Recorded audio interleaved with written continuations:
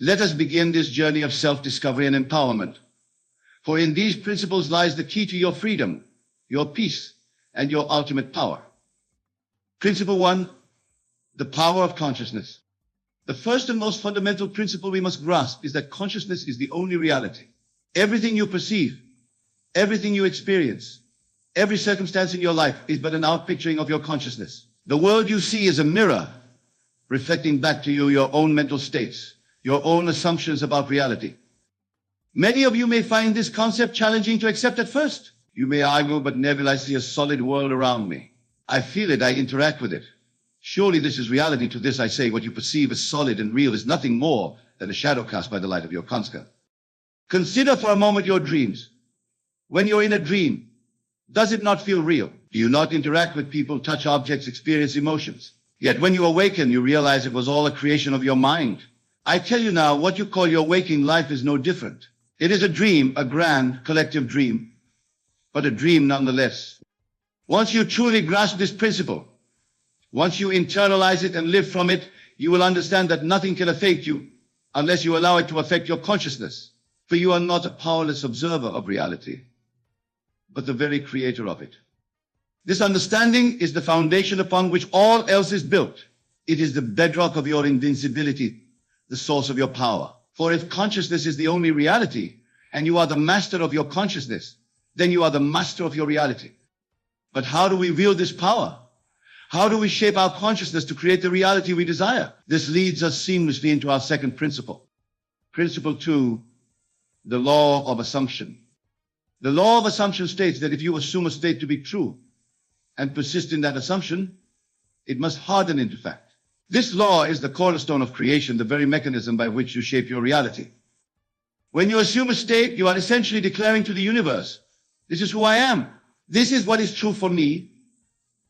And the universe, being nothing more than an outpicturing of your consciousness, has no choice but to conform to your assumption. But remember, my dear friends, this law works both ways. If you persistently assume limitation, lack, or fear, these two will harden into fact. This is why so many people find themselves trapped in cycles of negativity and misfortune. They are unwittingly assuming these states into existence. The key then is to consciously choose your assumptions. Assume states of abundance, of joy, of success, of love. Persist in these assumptions regardless of any seeming contradictions in your external reality. For remember, the external is but a shadow of your past assumptions. As you change your assumptions, the shadow must change to match the new shape of your consciousness. This principle of assumption is your shield against the slings and arrows of outrageous fortune. For how can external circumstances affect you when you know that you are the very author of those circumstances? But assumption alone is not enough. To truly harness the power of this principle, we must understand the role of feeling, which brings us to our third principle. Principle 3, the importance of feeling. Now, as we delve deeper into these principles, we come to a crucial understanding. It is not enough to merely think about your desired state. You must feel it. You must embody it with every fiber of your being.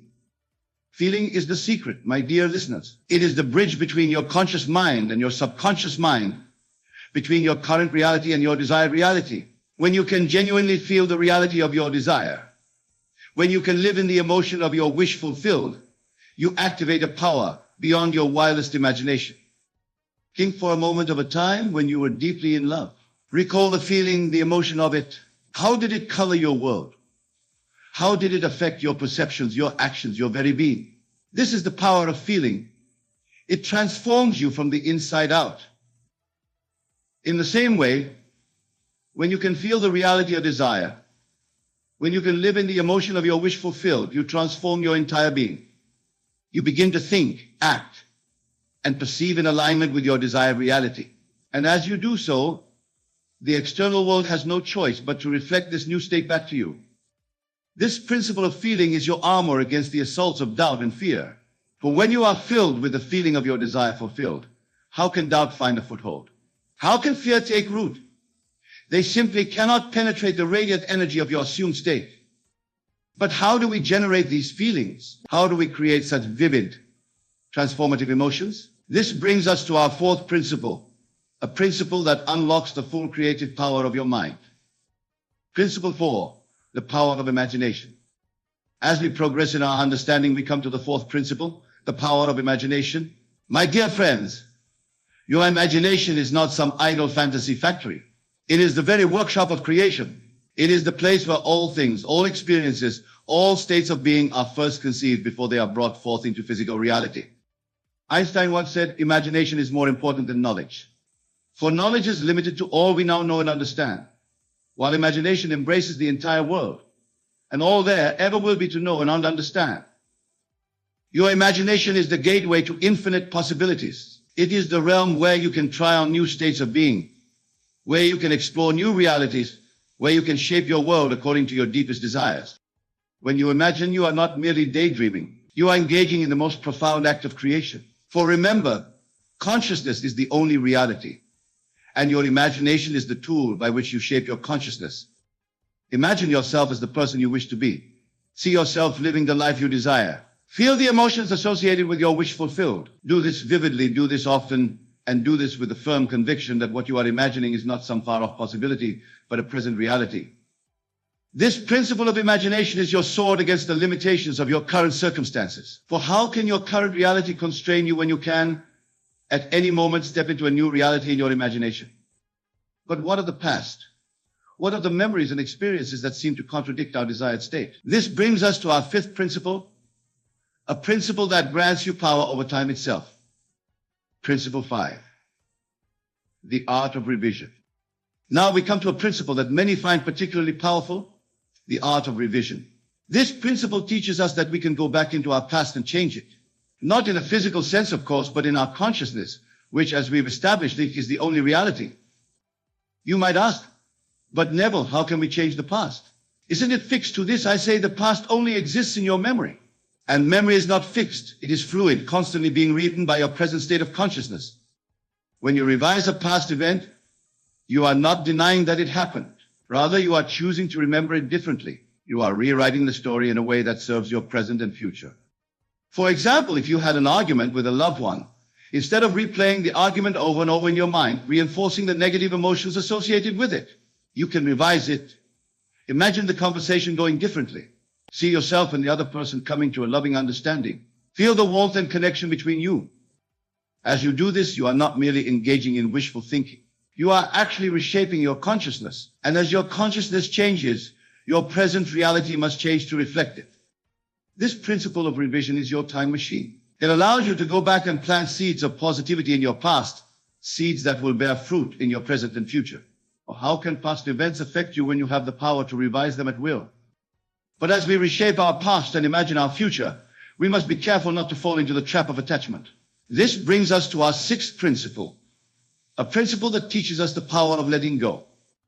Principle 6, the law of detachment. As we delve deeper into these principles, we come to one that many find challenging, the law of detachment. This law states that to manifest your desires, you must release your attachment to them. This may seem counterintuitive. You might think, but Neville, if I want something badly, shouldn't I focus on it intensely? The answer, paradoxically, is no. For intense focus often comes from a place of lack, a place of not having. And remember, what you assume, you create. Instead, cultivate a state of detachment. This doesn't mean you don't care about your desires. Rather, it means you trust so completely in the law of assumption, in the power of your consciousness, that you can relax into the knowing that your desire is already yours. Think of it this way.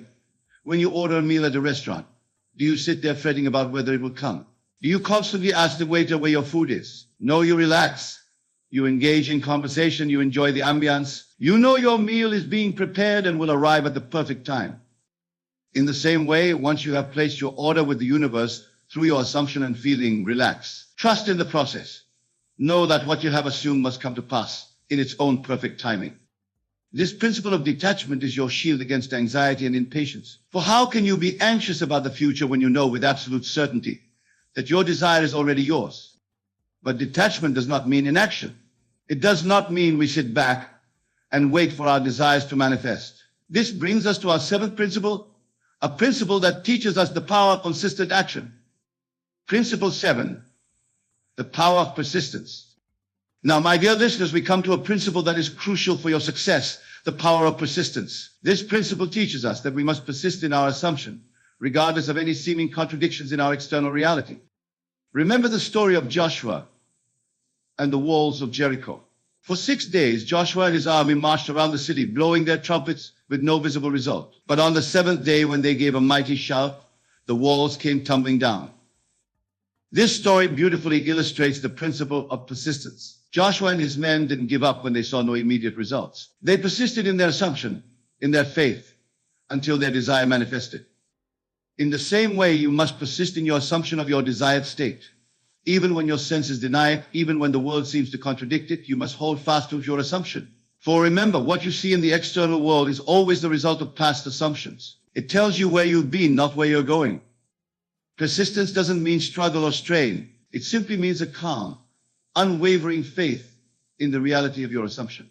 It means choosing again and again to live from the state of your wish fulfilled, regardless of any seeming evidence to the contrary.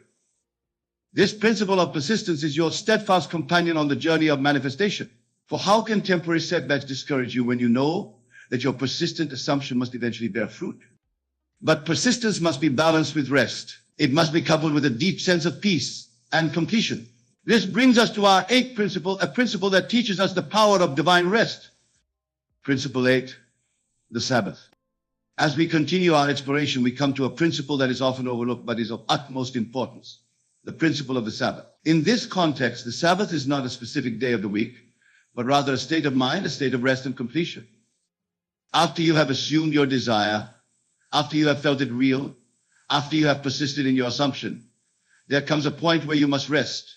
This rest is not inaction, but rather a deep, abiding peace that comes from knowing your desire is already yours. In the biblical account of creation, God rested on the 7th day, not because he was tired, but because the work was complete. In the same way, you must come to a point where you can rest in the absolute knowing that your desire is manifested. This state of Sabbath is characterized by a profound sense of gratitude.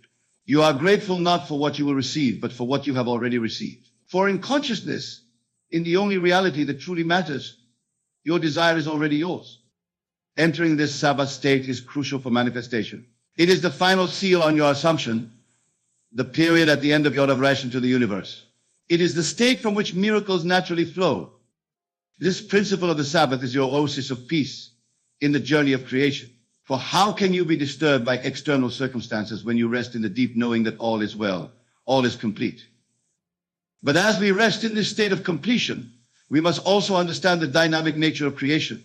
We must grasp the reciprocal relationship between our inner and outer worlds. This brings us to our 9th principle, a principle that reveals the true nature of cause and effect. Principle 9, the law of reversibility. Now, my dear friends, we come to a principle that may challenge your current understanding of cause and effect, the law of reversibility. This law states that while a physical fact can be the cause of an imagination, it is equally true that an imagination can be the cause of a physical fact. In other words, while it's true that external circumstances can affect your mental state, it's equally true that your mental state can affect external circumstances. And since you have direct control over your mental state, you have indirect but very real control over your circumstances. For example, it's commonly believed that wealth brings a feeling of abundance. And this can certainly be true. But it's equally true that cultivating a feeling of abundance can bring wealth. The same is true for any state or circumstance you desire. This principle of reversibility puts the power back in your hands. Instead of waiting for circumstances to change so that you can feel better, you can feel better now, knowing that this feeling will inevitably lead to improved circumstances. Remember, the external world is but a shadow of your consciousness. Change your consciousness, and the shadow must change. This is not wishful thinking or self-deception. This is working with the fundamental laws of creation. This principle of reversibility is your key to freedom from external conditions. For how can circumstances control you when you know that you can reverse the flow, creating circumstances from your chosen mental state? But to truly harness the power of all these principles, to become truly invincible to external influences, we must understand one final, all-encompassing principle. This brings us to our 10th and most profound principle, the principle that underpins all of creation. Principle 10, the I Am.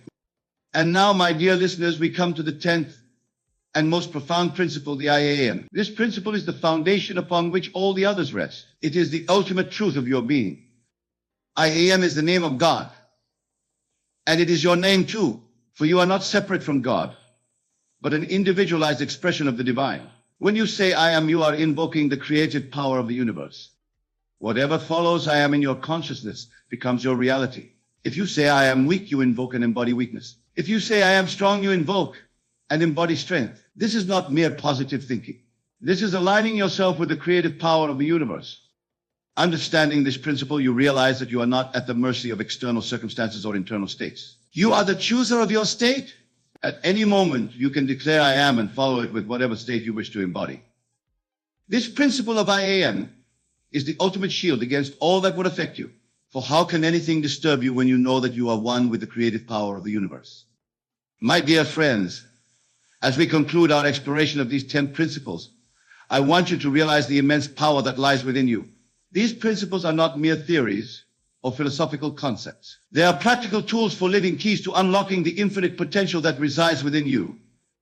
When you truly grasp these principles, when you live from them consistently, you become unshakable. Nothing can affect you because you know that you are the affecting power in your world. You are not a victim of circumstances, but the creator of them. Imagine for a moment what your life would be like if you fully embodied these principles. Imagine moving through your days with the unshakable knowing that you are the master of your fate, the captain of your soul. Imagine facing challenges not with fear or anxiety, but with the calm certainty that you have the power to overcome them, to transform them, to use them for your growth and evolution. This is not a fantasy, my friends. This is your birthright. This is the truth of who you are. But remember, knowing these principles intellectually is not enough. You must apply them. You must live them. You must become them. Start now. Choose a state you wish to embody. Perhaps it's confidence, or abundance, or love. Assume that state. Feel it. Live from it. Persist in it. Revise your past to align with it. Detach from the outcome, knowing it's already yours. Enter the Sabbath, grateful completion. Understand that your assumption of this state is creating your reality, and declare with all the power of your being, I am, followed by your chosen state. As you do this, you will begin to see changes in your world. At first, they may be small.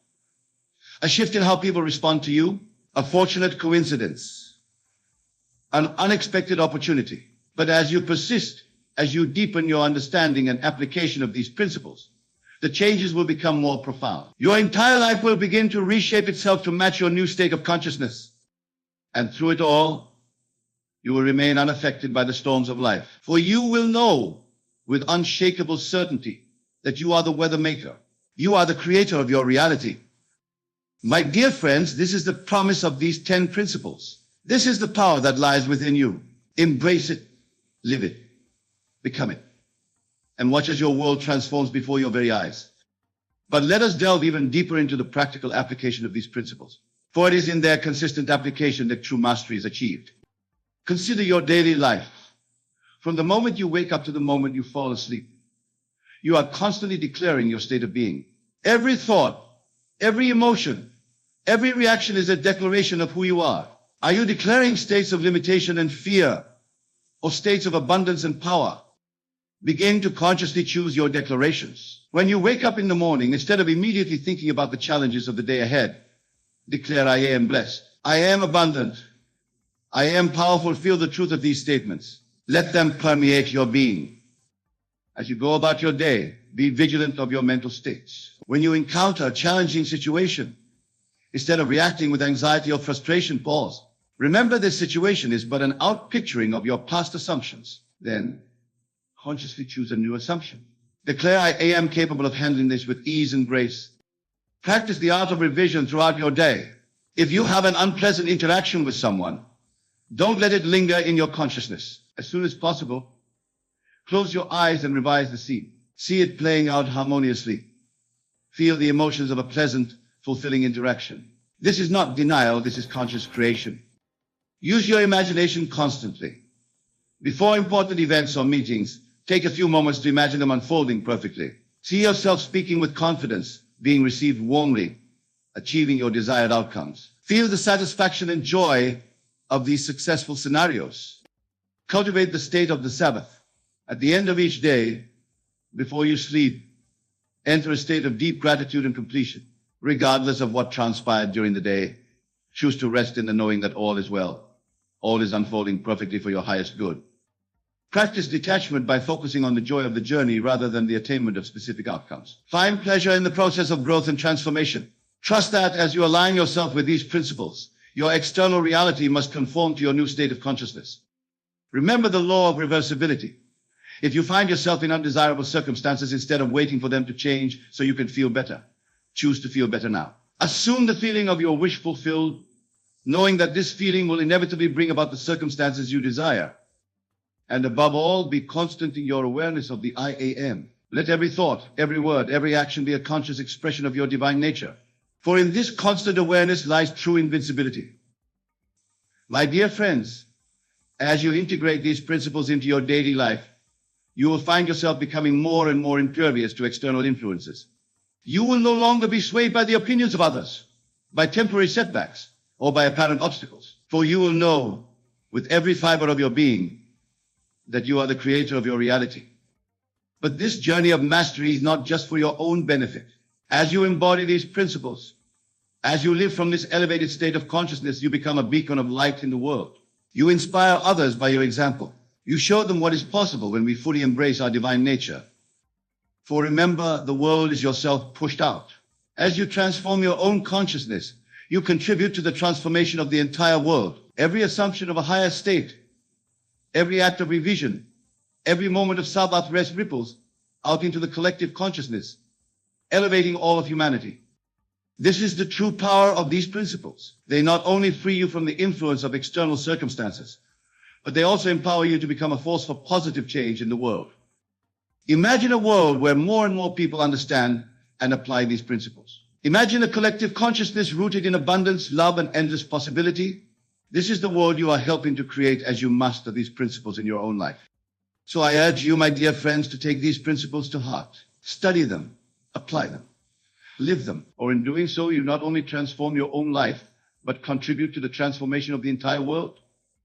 Go forth now, armed with this knowledge, empowered by this understanding. Be the conscious creator you were born to be. For in doing so, you not only transform your own life, but you contribute to the transformation of the entire world. Remember, the world is yourself pushed out.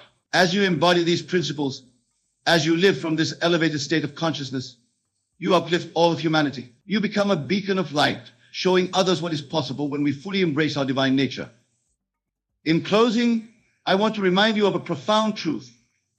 You are not merely a human being having a spiritual experience. You are a spiritual being having a human experience. And armed with these 10 principles, you can make that human experience as glorious, as joyful, as abundant as you choose. Be bold in your assumptions. Be daring in your imagination. Be unwavering in your persistence. For you are the operant power in your world. You are the author of your life story. Nothing can affect you unless you allow it to affect your consciousness. Go now and create the life you've always dreamed of. For you are the architects of your own destiny, the creators of your own reality. Nothing can affect you when you live from these principles. For you are one with the creative power of the universe. And as you go forth, remember that this journey of mastery is ongoing. Each day presents new opportunities to deepen your understanding, to refine your application of these principles. Embrace these opportunities. Welcome the challenges that arise, for they are but invitations to prove the power of your consciousness. Let every experience, whether perceived as positive or negative, be a testament to your creative power. For in truth, there are no positive or negative experiences. There are only opportunities for growth, for deepening your understanding, for strengthening your faith in the power of your consciousness. As you continue on this path, you will find that your life becomes a living demonstration of these principles. You will become living proof of the transformative power of consciousness. And in doing so, you will inspire countless others to embark on their own journey of self-discovery and empowerment. My dear friends, the power to create the life you desire, the power to remain unaffected by external circumstances lies within you. It always has, and it always will. These 10 principles are simply keys to unlocking that power, to bringing it into your conscious awareness so that you may wield it deliberately and effectively.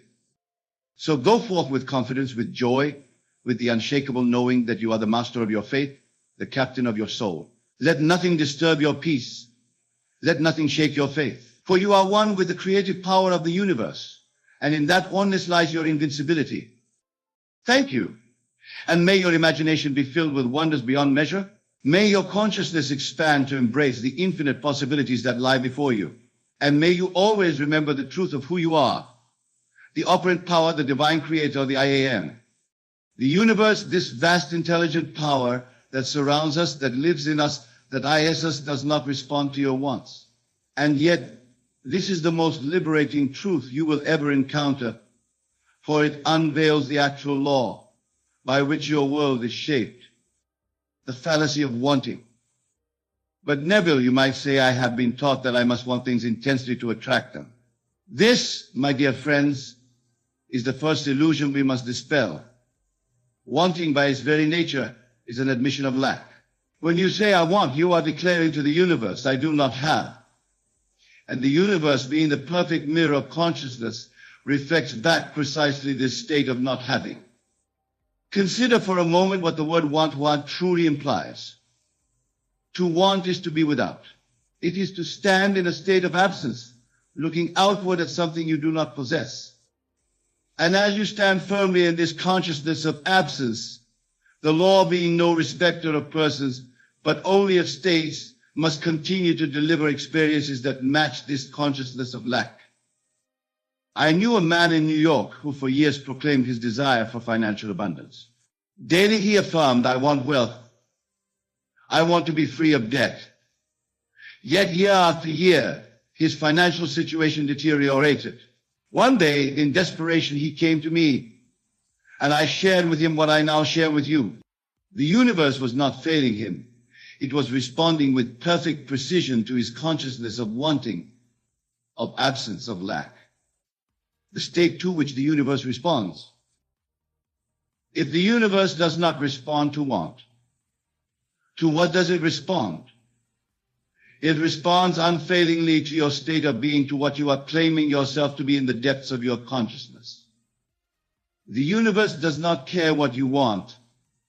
It only cares what you are. Every moment of your existence, you occupy a state. These states are countless. But at this very moment, you are in a state. It may be a state of health or illness, wealth or poverty, love or loneliness. And the universe, with mathematical precision, delivers experiences that correspond to this state. I am, these two words, are the most powerful in all of existence. Whatever follows, I am shapes your reality. When you declare I am sick, the universe does not analyze whether you desire this sickness. It simply reflects back experiences that match this declaration. When you declare I am wealthy, even if your bank account appears empty, you are shifting into a state to which the universe must respond. What many fail to realize is that you need not wait for external evidence to claim a new state of being. In fact, the evidence will only follow your prior assumption. As I have told you time and again, imagination creates reality. But it is not what you imagine as something distant or separate from yourself. It is what you imagine yourself to be. The feeling I ask the secret. My beloved audience, here we approach the heart of the matter. The universe responds not to your thoughts, not to your words, not even to your occasional declarations. It responds to your consistent feeling, your emotional state, the mood that permeates your being. Feelings are the language of the soul. They are the true communication between you and the divine power that shapes your world. When you feel wealthy, you are wealthy in consciousness, and the universe must respond to this state. When you feel loved, you are loved in consciousness, and your world reshapes itself to reflect this truth. I recall a young woman who attended my lectures in Los Angeles. For years, she had been seeking a loving relationship, moving from one disappointing encounter to another. I want to be loved, she would say with tears in her eyes. And yet, day after day, she walked through the world carrying a feeling of being unloved, unwanted. I instructed her to cease her wanting and instead to assume the feeling of being deeply loved. Before you sleep tonight, I told her, feel the warmth of loving arms around you. Feel the absolute certainty that you are cherished beyond measure. She followed this instruction not once, but night after night. Within a month, her entire demeanor had changed. She no longer moved through the world as one seeking love, but as one who knew herself to be loved. And as is always the case, when one assumes a new state, her external reality rearranged itself to match her inner knowing. The loving relationship she had sought appeared in her life, seemingly by chance, yet perfectly aligned with the law, living from the end. If the universe responds to your state of being, then the great secret of manifestation is to assume the state of your wish fulfilled. This is what I mean when I speak of living from the end. When you live from the end, you are not looking toward a desired future, you are experiencing it as present fact in your imagination. And imagination, when coupled with feeling, is the very substance of reality and formation. Consider this: every invention, every building, every work of art first existed in someone's imagination before it was made manifest in the physical world. The Wright brothers imagined human flight before they created the first airplane. Michelangelo saw David within the marble before his chisel touched the stone. In the same way, the life you desire already exists in potential, awaiting your assumption of its reality and consciousness. The universe does not need to create it anew. It needs only to move the existing pieces of your life to match your inner conviction. I knew a physician who dreamed of opening a clinic to serve those who could not afford medical care. For years he said, "I want to open my clinic," yet he remained in his conventional practice. When he came to understand the principle I am sharing with you tonight, he began to assume the state of already running his dream clinic. Each night before sleep, he would imagine walking through the doors of his clinic. He would feel the satisfaction of treating patients regardless of their ability to pay. He would hear their words of gratitude. He would experience the fulfillment of his life's purpose not as a future event, but as a present reality. Within 6 months, a series of seemingly unrelated events led to the fulfillment of this dream. A building became available in precisely the location he had imagined. Funding appeared from unexpected sources. Medical supplies were donated by a company that was upgrading its equipment. The universe did not respond to his years of wanting. It responded immediately when he assumed the state of already being what he desired to be. The LAYS impersonal. My friends, I must emphasize that the law of which I speak is entirely impersonal. It does not judge whether your desires are noble or ignoble, spiritual or material. It simply responds to the state you occupy. This is why you will find both saints and criminals who understand the law and use it effectively. The saint assumes the state of communion with God and experiences divine revelations. The criminal assumes the state of successful theft and finds opportunities for ill-gotten gain. The law itself is neutral. It is the consciousness of the individual that determines how the law will operate in their personal experience. I am not suggesting that you use this knowledge for questionable purposes. I am merely illustrating that the universe does not make moral judgments about your desires. It simply reflects back to you the state you have chosen to occupy. This understanding should free you from any lingering belief that you must somehow be worthy of your desires. The only worthiness required is your willingness to assume the state of the wish fulfilled. The universe does not respond to your worthiness. It responds to your consciousness. The Sabbath, resting on the assumption, having recognized that the universe responds not to your wanting, but to your state of being. The question naturally arises, how do we maintain the desired state long enough for it to become our physical reality? The answer lies in what the ancient scriptures call the Sabbath. The Sabbath is not merely a day of the week. It is a state of consciousness. It is that moment when you rest from your labors, knowing that what you have been seeking is already yours in consciousness. When God completed the work of creation, he rested knowing it was finished. In the same way, once you have assumed the state of your wish fulfilled, you must rest in that assumption, knowing that the work is complete on the level of consciousness, and its physical manifestation is assured. This rest is not inactivity. You will still go about your daily tasks, but you will do so from a new state of being, carrying within you the quiet confidence that what you have assumed in consciousness must by law become your physical experience. I have often told the story of a man who desired a promotion in his company. For months he had been passed over despite his qualifications. When he learned this principle, he began to assume the feeling of already occupying the new position. He mentally heard the congratulations of his colleagues. He felt the satisfaction of the increased responsibility and compensation. Having assumed this state, he then rested in his assumption. He did not anxiously check for signs of his promotion. He did not repeatedly discuss his desire with colleagues. He simply knew with unshakable conviction that in consciousness, the promotion was already his. 2 weeks later, he was called into his superior's office and informed that due to a reorganization of the company, a new position had been created, one that perfectly matched his skills and offered even greater advancement than he had imagined. The universe had responded not to his wanting, but to his being, the creative power of revision. There are times, my dear friends, when despite our best efforts, we find ourselves entrenched in undesirable states. Perhaps we have been living with the consciousness of illness, financial struggle, or strained relationships for so long that it seems impossible to assume a new state. In such moments, we can employ the powerful technique of revision. Revision is the art of reimagining past events to align with our desired state of being. It is not mere wishful thinking or denial of reality.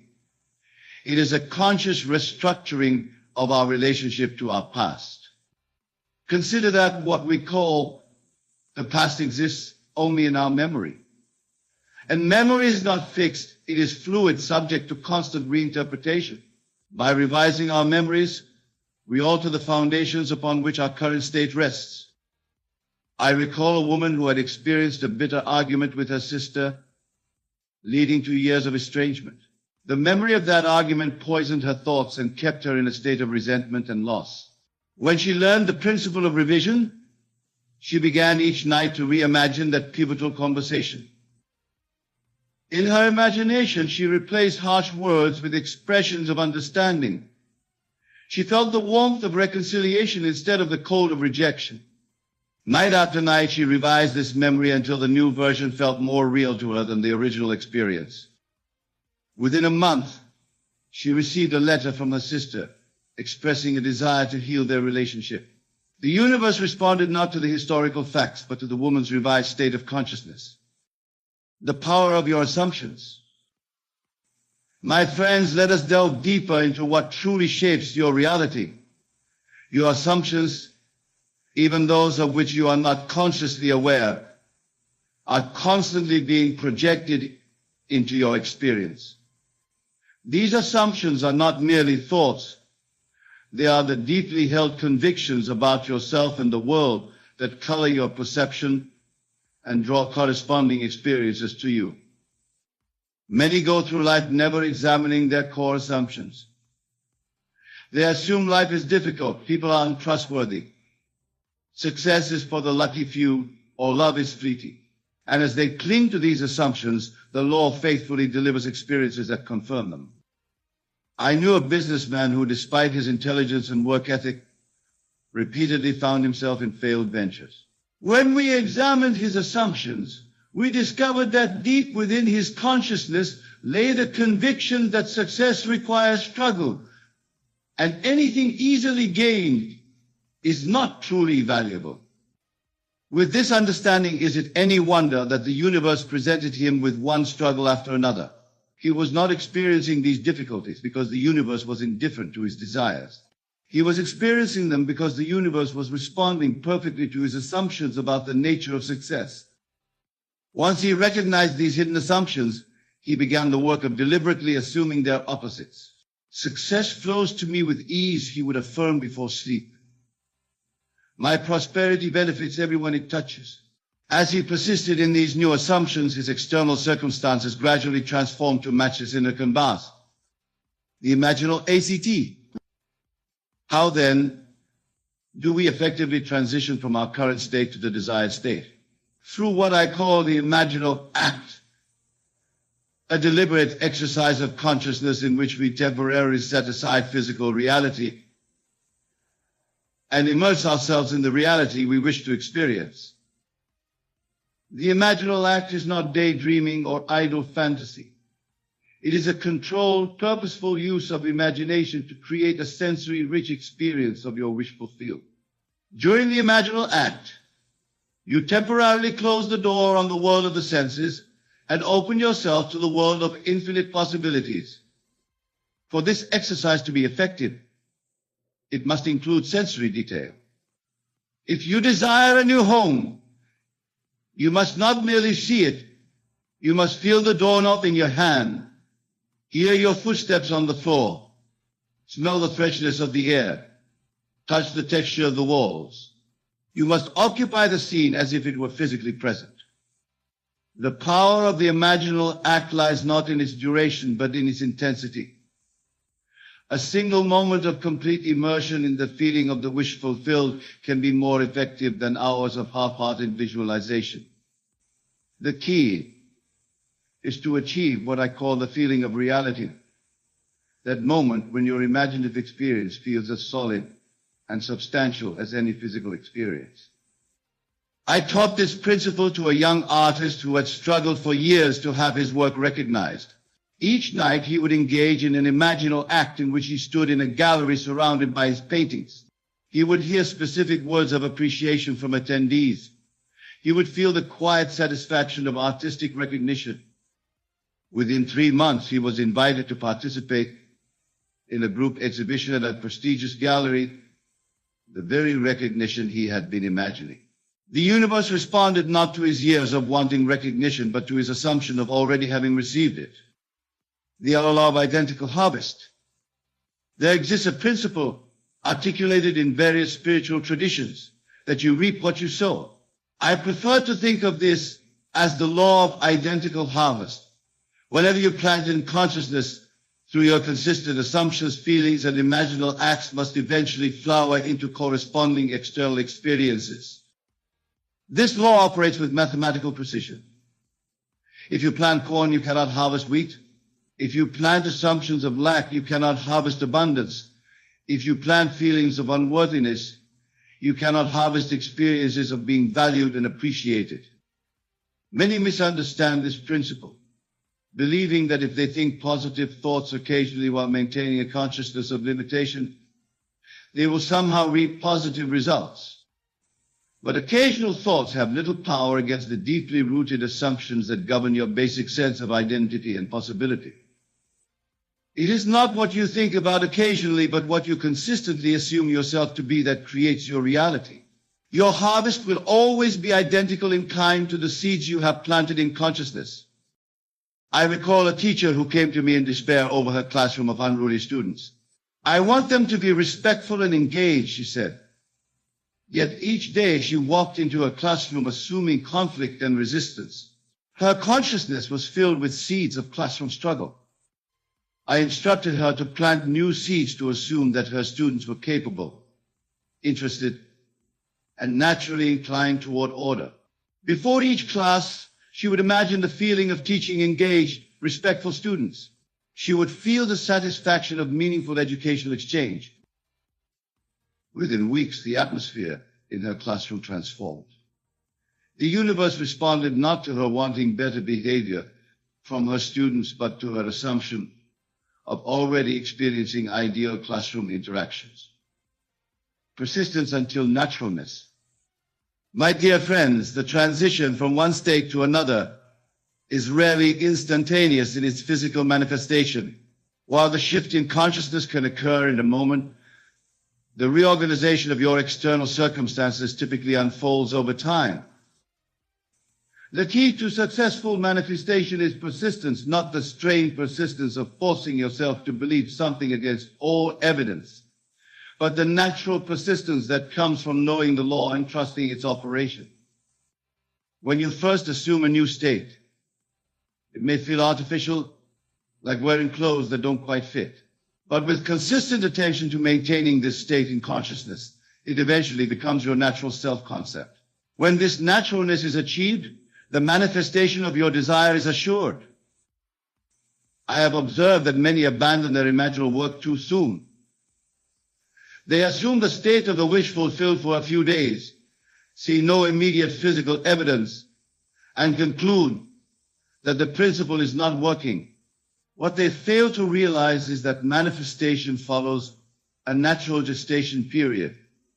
Just as a seed planted in soil requires time to sprout and grow. There was a salesman who dreamed of doubling his income. Following these principles, he assumed the state of already earning his desired amount. For weeks, he maintained this assumption without seeing any change in his commission checks. Lesser men might have abandoned the practice, but he persisted. In the 9th week, he was offered a position managing a team of salespeople, a role that more than doubled his income. The universe had been responding to his assumption all along, rearranging circumstances in ways he could not have anticipated to deliver the essence of his desire. The distinction between wishing and assuming. As we near the conclusion of our discussion, I must emphasize the crucial distinction between wishing for something and assuming it as fact in consciousness.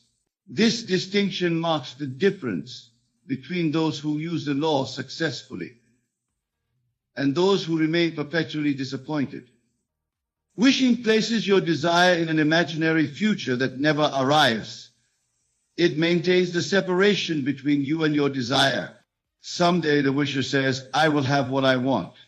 And in this declaration, they ensure that their desire remains forever distant. Assuming, by contrast, collapses time, it brings your desire into the present moment as a completed fact.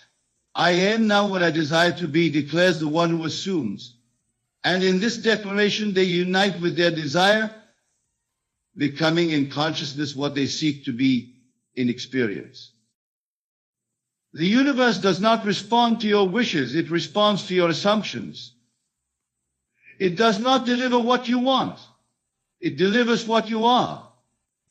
The great secret, then, is to assume yourself to be what you seek, and from this assumption to live and act as though it were already so.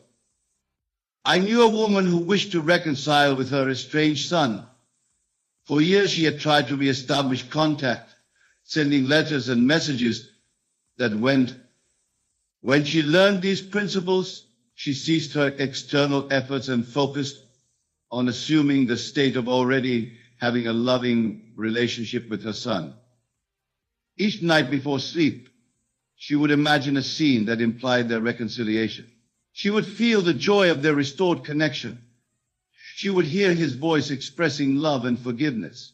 She persisted in this practice, transferring her energy from wishing for a future reconciliation to experiencing a present harmony. Within 2 months, she received a phone call from her son, the first in over 3 years. The conversation led to a meeting, which led to the healing of their relationship. The universe responded not to her wanting reconciliation, but to her assumption of it as an accomplished fact, living in a state of abundance. My friends, as we bring this discussion to a close, I want to address the most common desire expressed by those who attend my lectures, the desire for greater abundance, prosperity, and financial freedom. Many approach this desire from a consciousness of lack. They see money as something outside themselves that they must struggle to acquire. They believe there is a limited supply of wealth, and they must compete with others to secure their portion. And as they maintain this consciousness, the universe faithfully delivers experiences of financial struggle and limitation. The truth is that abundance is not something you obtain, it is a state you occupy. When you live in the state of abundance, you experience yourself as connected to the infinite supply of the universe. You know with unshakable conviction that all your needs are met, not from a limited external source, but from the limitless source within. From this state, you take actions not from desperation, but from inspiration. You make decisions not from fear, but from a sense of security and possibility. And as you live from this state, the universe rearranges itself to reflect your consciousness of plenty. I recall a woman who had lived for years with financial anxiety, constantly worrying about paying her bills. When she learned these principles, she began to live from the state of abundance. Each night she would fall asleep feeling the relief and gratitude of having more than enough. During the day, she would walk through the world carrying this feeling of abundance, regardless of her bank balance. Within 3 months, opportunities for increased income appeared in her life. A skill she had developed as a hobby became the foundation for a profitable business. An investment she had made years earlier suddenly increased in value. The universe responded not to her wanting abundance, but to her being abundant in consciousness. The final word, faith in the Allah. We have covered much ground tonight, exploring the profound truth that the universe responds not to your wants, but to your state of being. As we conclude, I wish to leave you with a final thought on the role of faith in the application of this law. Faith in the context of manifestation is not blind belief in something for which there is no evidence. It is the conviction born of understanding that the law operates with mathematical precision. It is the certainty that when you assume a state in consciousness, the universe must deliver experiences that match that state. This faith is not something you must struggle to attain. It arises naturally from an intellectual and experiential understanding of the law. The more you observe the law in operation in your own life, the stronger your faith becomes until it transforms into knowing. Begin tonight to practice what you have learned. Choose one desire that has thus far eluded you. Rather than wanting it, assume the state of already possessing it. Create an imaginal scene that implies its fulfillment. Feel the reality of this scene. Fall asleep in this state. Maintain this assumption during your waking hours, and watch as the universe, with perfect fidelity, reshapes your external world to match your inner conviction. Remember always, the universe doesn't care what you want, it cares what you are. Assume yourself to be what you seek, and by law you must become it in experience. My dear friends, it has been my honor to share these principles with you tonight. May you use them wisely to create a life of fulfillment, joy, and service to your fellow man. For in the end, the greatest use of this law is not merely to acquire possessions, but to become the fullest expression of your dying potential. Go now in the confidence that the power that shapes worlds lives within you, responding always to your consciousness. The universe awaits your command, delivered not through wanting, not through pleading, but through the quiet assumption of already being what you desire to be. There comes a moment, a divine stirring, when life as you know it is about to shift. Not just a minor change, not a passing breeze, but a great and irreversible transformation. And if you listen closely, if you still the mind and open the heart, you will see the signs before it happens. These signs are not coincidences, nor are they accidents of fate. They are the whispers of God, the unseen hand rearranging your world, preparing you for what is to come. The first great sign is an unsettling, a divine discontent. That which once brought you joy may now feel empty.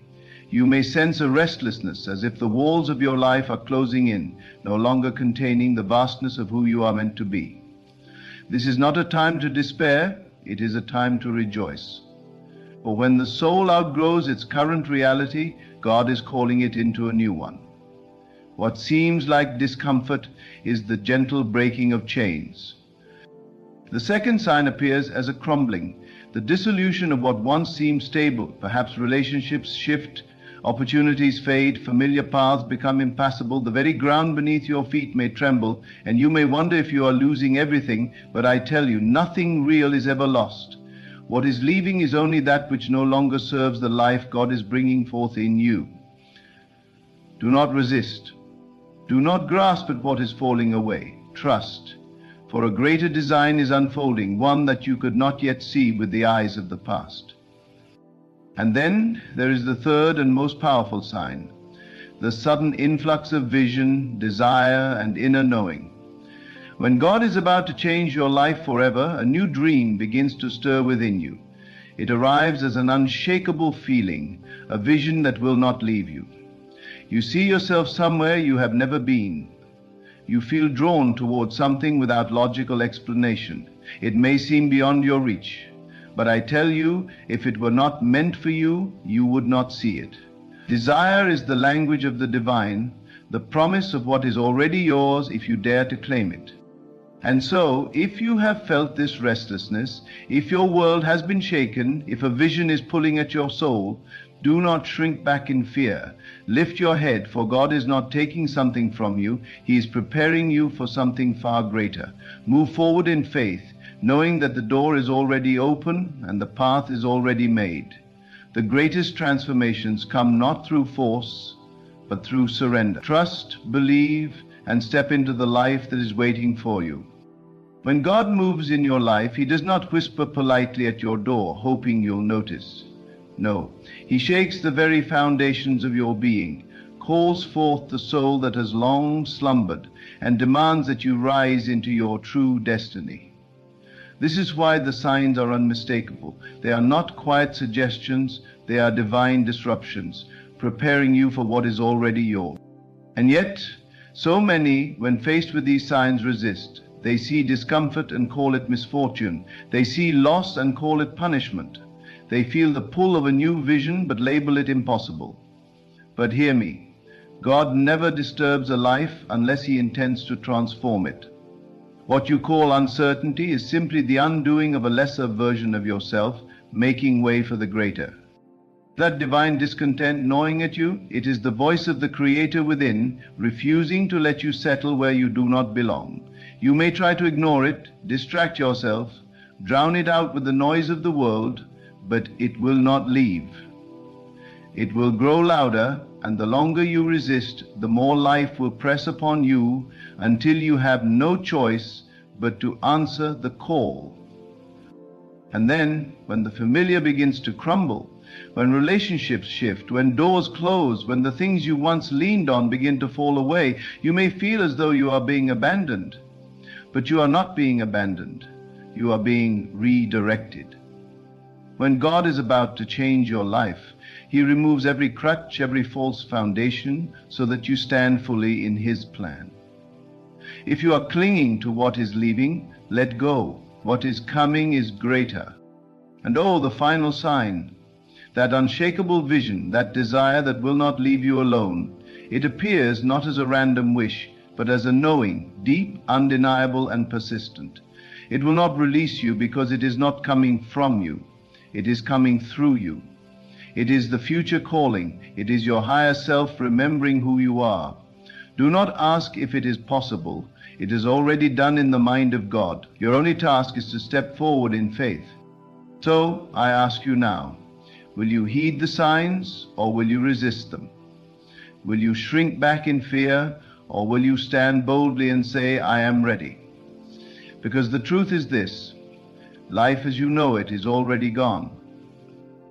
What is left is your choice. Will you embrace what is coming? Will you allow yourself to become what you were always meant to be? This is your moment. Your destiny is unfolding, and all of heaven is waiting for you to take the first step. When God is about to change your life forever, He does not ask for your permission. He commands your awakening. And this awakening is not gentle. It is not convenient. It does not arrive wrapped in comfort. No, it shakes you to your core. It dismantles the illusions you have built. It breaks you open, not to destroy you, but to reveal you. You may wonder why everything feels uncertain, why the old ways no longer satisfy, why the things that once fit now feel foreign. It is because you are no longer who you were. You are no longer meant for the life you once lived. Your spirit has already moved ahead, and now the rest of you must follow. You see, transformation is not about waiting for things to change around you.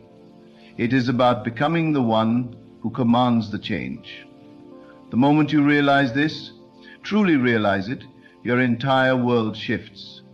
Because God does not bring new life to those who insist on clinging to the old. He brings it to those who are willing to step into the unknown, with nothing but faith as their foundation.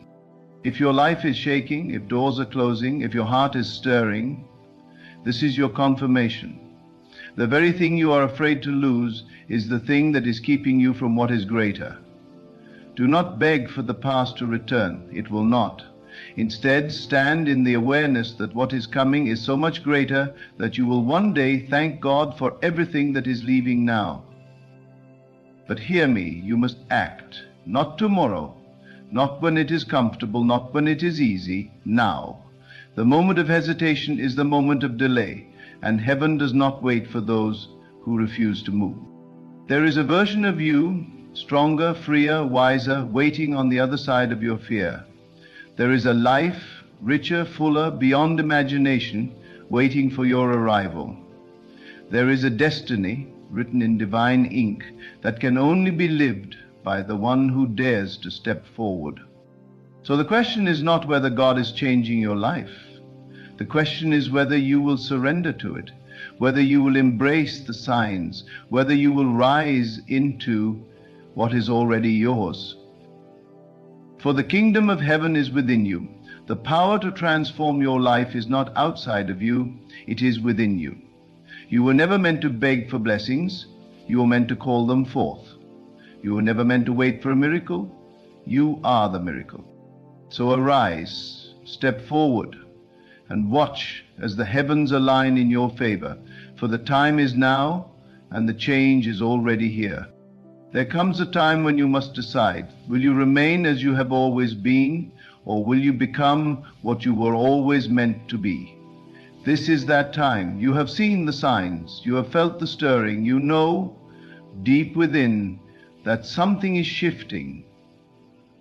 This is no accident, this is not a mere season, this is a divine appointment. You did not come into this life to live in hesitation. You did not come here to exist in cycles of doubt and delay. You came here to create, to transform, to become a living expression of the divine. And now, at this very moment, God is calling you to step forward. Feel it. The old life is crumbling, not as a loss, but as a release. What is breaking apart is only that which cannot come with you. And if it cannot come with you, it was never yours to keep. You are being stripped of limitation, cleansed of illusion, prepared for a life so abundant, so free, so extraordinary, that you cannot yet fully comprehend it. But here is the truth. You do not need to understand it. You only need to say yes. Yes to the calling. Yes to the discomfort of growth. Yes to the unknown where miracles are born. Because on the other side of that yes, everything shifts. The delays end, the doors open, the vision that once seemed distant suddenly begins to manifest before your eyes. But you must believe before you see. You must trust before it arrives. This is the test not of suffering, but of faith. Because God does not withhold. God does not tease. What is yours has already been given. The only thing that determines when it arrives is when you decide to claim it. So claim it. Do not wait for permission. Do not wait for a sign greater than the one you have already received. This moment is the sign. This moment is the confirmation. This moment is heaven's whisper saying, move now, for everything you desire is waiting for you. So rise. Stand in your power. Step into the life that has been calling you. For you are not just on the brink of change, you are the change. And once you step forward, you will never look back. This is your time, the shift is here, and the life you were born for is waiting. You were never meant for smallness. You were never meant to live in lack, in fear, in hesitation. You were born to create, to expand, to rise. And everything that has happened up to this point, every struggle, every delay, every moment of uncertainty has not been working against you. It has been preparing you. Because God does not call the unprepared. He does not awaken those who are not ready. If you have felt the shift, if you have seen the signs, if you have been drawn into this very moment, it is because you are ready. Ready to release, ready to step forward, ready to receive. And yet, so many stand at the edge of their destiny and hesitate. They let their old fears speak louder than their new vision. They let their past define their future. They ask, what if I fail? When they should be asking, what if I succeed beyond my wildest imagination? And so I tell you now, there is no more waiting. The hesitation ends here. Because there is a force moving within you, a power greater than anything you have ever known.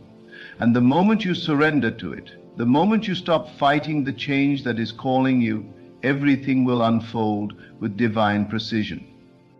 But surrender is not passive. It is not sitting back, hoping for a miracle. It is stepping forward with faith so unshakable that the very universe must bow in response. It is walking as if the promise is already fulfilled. It is speaking as if the miracle has already arrived. Because in truth it has. There is no time left for doubt, no room left for fear. You have been called, the transformation has begun, and there is no going back. So I ask you, will you rise? Will you step into the life that has been waiting for you? Will you trust that every closed door was a blessing? That every loss was a redirection? That every delay was divine timing moving on your behalf? Because the life that is coming, the life that is already yours, is beyond anything you have imagined. And the only thing standing between you and it is the decision to claim it. So claim it now, step into it now, walk boldly, speak boldly, believe boldly, for the heavens have already moved, the path has already been cleared, and your new life has already begun. This is your moment, this is your awakening, and from this day forward, nothing will ever be the same. You have been waiting, watching, wondering when the shift will happen. You have asked for signs, for confirmation, for proof that this transformation is real, and now here it is. Not in the form of a distant promise, not in the form of a future hope, but now, right here. This very moment is the threshold between the life you have known and the life that is calling you. What you feel stirring inside you is not just a passing thought. It is not a fleeting desire. It is the voice of the divine within you, the blueprint of your highest self, the memory of who you were always meant to be. And it will not be silent. It will not fade away. It will not stop calling you forward. But here is where many falter. They see the shift, they feel the signs, but they hesitate. They cling to the familiar, even as it crumbles beneath them. They mistake the breaking apart for destruction, when in truth it is the birth of something greater. Do you not see? The old is not being taken from you, it is being removed for you. The things that no longer serve you, the places you have outgrown, the limitations that have held you back, they are being cleared, not as punishment, not as loss, but as preparation. Because the life that is waiting for you requires you to be free, free from doubt, free from fear, free from the version of yourself that was never meant to last. And so the final question remains. Will you step forward? Not tomorrow, not when it's convenient, not when every detail makes sense. Now, because destiny does not wait for those who hesitate. The power is in this moment, in the decision you make now. You may not see the whole path, but that is not your concern. Your only task is to take the first step in faith, to trust that if you move, the way will be revealed, to believe so deeply, so completely, that heaven itself bends to the force of your certainty. And when you do, you will see what was always true. You were never stuck, you were never trapped, The doors were never locked. It was only your own hesitation that kept you in place. But now the hesitation is gone. The waiting is over. The shift has already begun. So step forward, speak boldly, move with unwavering faith. For God has not just called you, He has chosen you. And everything you desire, everything you have prayed for, everything you have dreamed in the quiet of your soul, it is already done. This is your new beginning. The time is now. And from this moment on, nothing will ever be the same again. For too long you have danced on the edge of your destiny, one foot in the past, one foot in the future, hesitant to leap into the unknown. But hear me now. God does not work in hesitation. He does not move through the timid. He does not part seas for those who refuse to step into the water. If you have felt the shaking, if you have seen the signs, if you have known in the deepest part of your soul that change is upon you, then this is not a time to shrink back. This is a time to step boldly forward, to claim the life that has been calling you, to declare with unwavering certainty, I am ready. But readiness is not just a feeling. It is action. It is movement. It is the refusal to stay in a life that no longer fits. It is the courage to let go of what is safe, of what is familiar, of what is known, so that you can step into something greater. And yes, it will feel uncomfortable. Growth always does. The caterpillar does not transform into the butterfly without first dissolving into nothingness. The seed does not break open without the pressure of the soil. The old must die so the new can be born. And that is what is happening to you. The things that are falling apart are not happening to you. They are happening for you. The people who are leaving, the doors that are closing, the structures that are collapsing, it is all divine intervention, because the life God has prepared for you cannot be built on weak foundations. So do not mourn what is leaving. Do not cling to what is being removed. Instead, rejoice, because what is coming is greater. What is coming is the manifestation of the vision that has been growing inside you. What is coming is the answer to the prayers you once whispered in the dark. But here is the truth. You must move before you see it. You must believe before it is tangible. This is the test. This is the moment where faith is not just a word, but a force, a power, an unshakable certainty that drives you forward. God has already set the stage. The opportunities have already been aligned. The miracles have already been released. The only thing left is you. Will you step into it? Will you stop waiting? Will you walk as if the promise is already fulfilled? Because that is the key. Moving as if it is already done. Not begging, not hoping, not wondering, but knowing that heaven has already moved on your behalf. Knowing that the doors are already open. Knowing that the only thing left to do is walk through them. To walk, move, claim the life that is yours. For this is not just a shift. This is not just a season. This is your awakening. This is the moment when everything changes. And from this day forward, you will never be the same again. And so we arrive at the final moment, the point where decision meets destiny, where faith must rise above fear, where you stand face to face with the undeniable truth. You were never meant to remain where you are. The signs have been given. The stirring within you is not random. It is the divine call to something greater. The old life, the former version of you, is already fading. The only question that remains is, will you step forward? Because there comes a time when hesitation is no longer an option. A time when the waiting must end, a time when you must stop asking for another sign and start moving in faith. That time is now.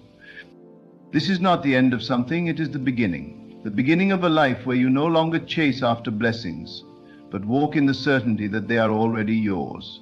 A life where you no longer wait for opportunities, but create them. A life where you no longer shrink back, but step boldly into your divine calling. And so, take a deep breath and feel it. This is the moment of transformation. The door has been opened, the path has been cleared, and heaven is waiting for you to take the first step.